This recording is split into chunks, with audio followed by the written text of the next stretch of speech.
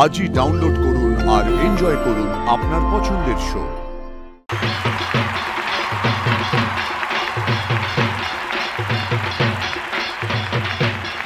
নমস্কার সবাইকে, শুভ সপ্তমী। বাঙালির সব থেকে বড় উৎসব দুর্গাপুজো। আজ মহাসপ্তমীতে চারজন দারুণ এনার্জেটিক দিদি আমার মঞ্চে উপস্থিত, যাদের কাছে পুজো মানে সাজো সাজো রং। সকলের সাথে গল্প করব। প্রথমে আছে তানিয়া সরকার। নমস্কার দিদি, আমার নাম তানিয়া, আমি এসেছি শিলিগুড়ি থেকে। আর বাই প্রফেশন আমি একজন মেকআপ আর্টিস্ট। আচ্ছা, তো পুজো মানেই তো সাজগোজটা ভীষণ ইম্পর্টেন্ট, আর এই সময় আমাদেরও খুব ব্যস্ততা বেড়ে যায় কাজে। তুমি সেখানে আজ সবাইকে ভালো ভালো টিপস দেবে।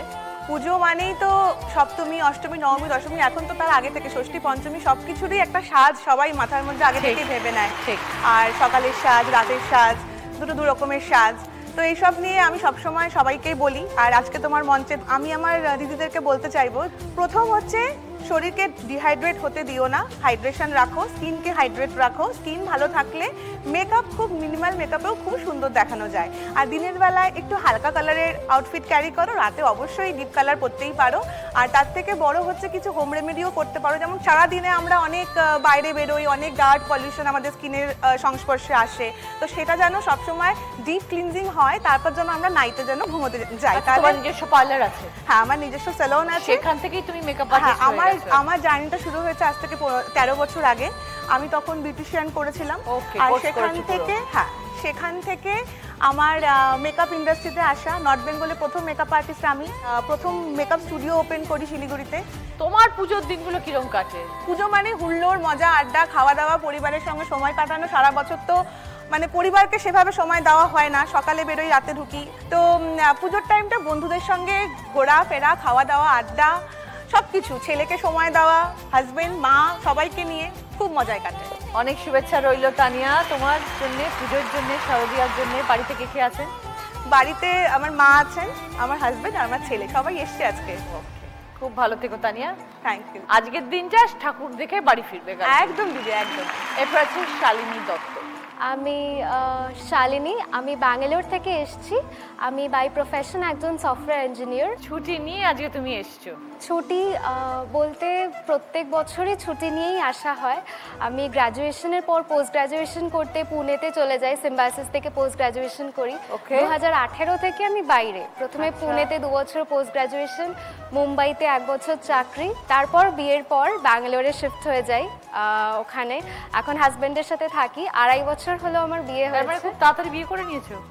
হ্যাঁ, আমি অনেকটাই তাড়াতাড়ি, মানে জাস্ট পোস্ট গ্র্যাজুয়েশন কমপ্লিট করে 1 বছর চাকরি করেছি, তারপরেই বিয়ে করে নিয়েছি। কারণ মা বললো যে, মানে বাবা মা দুজনেই বলছে এতদিন বাইরে একা একা থাকা যাবে না, বিয়ে করে নিতে হবে। তো প্রথমে জিজ্ঞেস করলো যে ঠিক আছে কেউ আছে তো বলো। আমি বললাম না, কেউ নেই, তোমরাই দেখো। তো তারপর একদম ম্যাট্রিমনি দেখে প্রপার অ্যারেঞ্জ ম্যারেজ করি। ব্যাঙ্গালোরেই ও জব করে, তো তারপর এই সূত্রে ব্যাঙ্গালোর চলে যাওয়া। হ্যাঁ, কিন্তু পুজোতে আমরা প্রত্যেক বছর কলকাতায় আসি। আমার শ্বশুরবাড়ি যদিও দুর্গাপুরে, পুজোটা আমরা কলকাতাতে কাটাই। শ্বশুরবাড়িতে আমরা নবমীর দিন করে যাই, নবমী, দশমী দুর্গাপুরে চুটিয়ে ঠাকুর দেখি। পুজো মানে আমাদের কাছে কলকাতা ছাড়া আর কিছু হতে পারে না।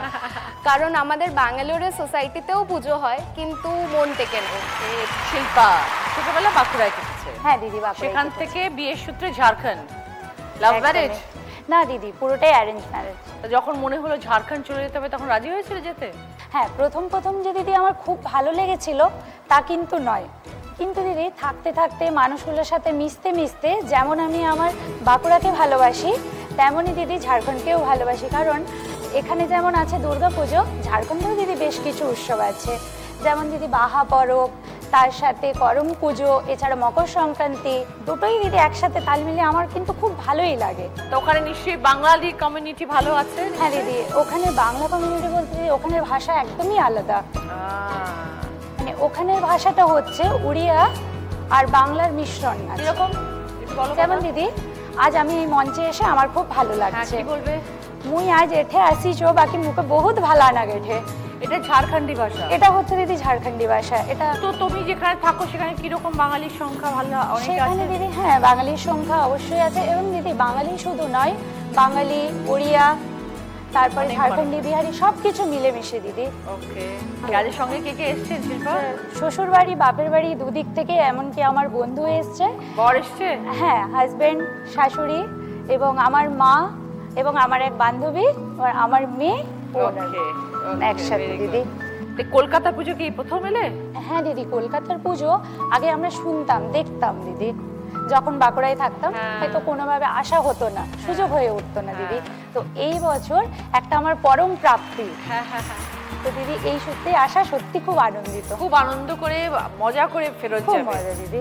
একদম। আর তোমার ঝাড়খণ্ডে বন্ধুরা অপেক্ষা করে রয়েছে কবে শিল্পা ফেরত আসবে। গল্প শুনবো, পরে পুজোর গল্প শুনবো। সেই। আর বাঁকুড়ার পুজো এখন মিস করো না? বাঁকুড়ার মানুষজন দিদি মিস করো পুজোতে না? তো আমি পশ্চিমবঙ্গ ছাড়া কোথাও যাই না।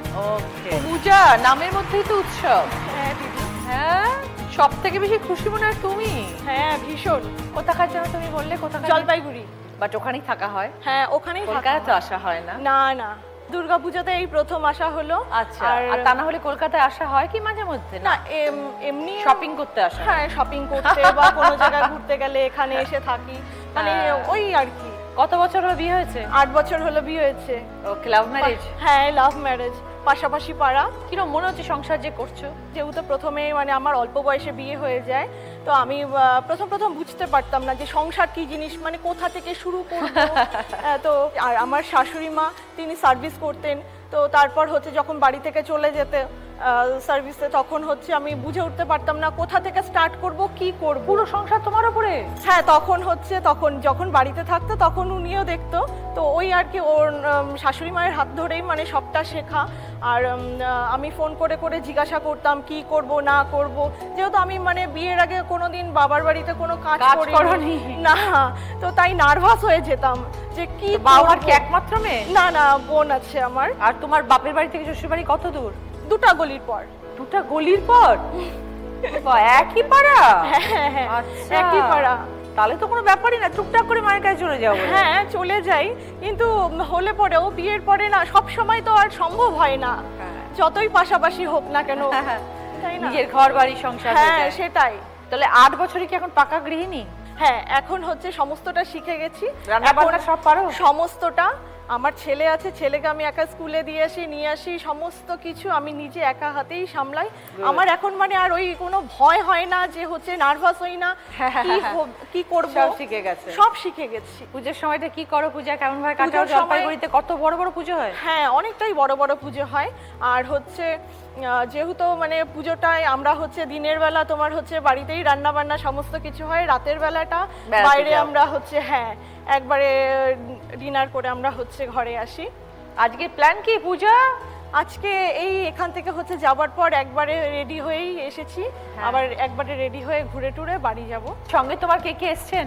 আজকে মা আসছে, বোন আসছে আর ছেলে আসছে, ওই যে বসে আছে। আর তোমার মা? হ্যাঁ হ্যাঁ, আমার মা। সবাইকে নমস্কার। খুব ভালো থেকো পূজা, অনেক শুভেচ্ছা রইল, পুজোটা খুব ভালো কাটুক।